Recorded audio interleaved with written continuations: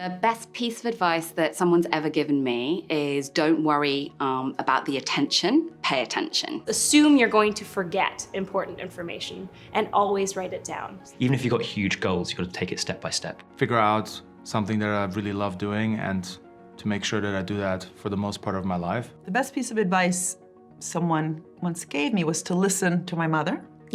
And luckily I did. I used to do my homework always near my mother while she was cooking, and that meant I'm now a good cook without having realized it. I was just always near her and listening.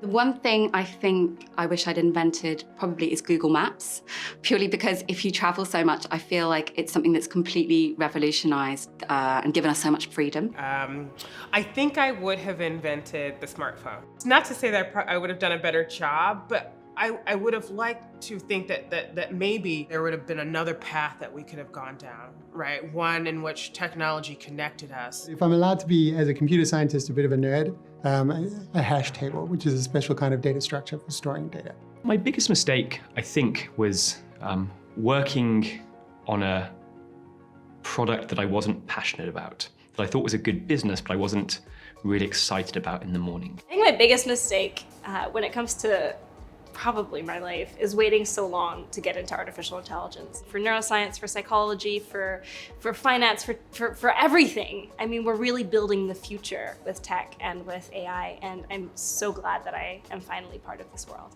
The biggest mistake, there are always mistakes of omission.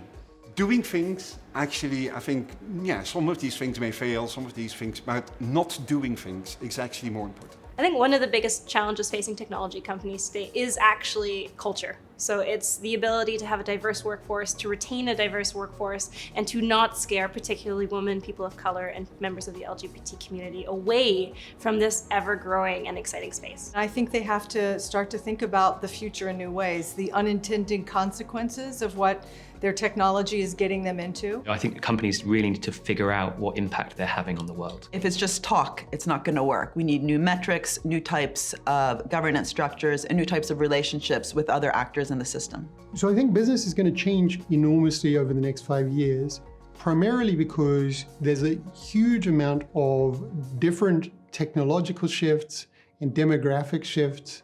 Young consumers are demanding more and more specialized services at the same time that, you know, the population as a whole is aging. There's enormous environmental challenges.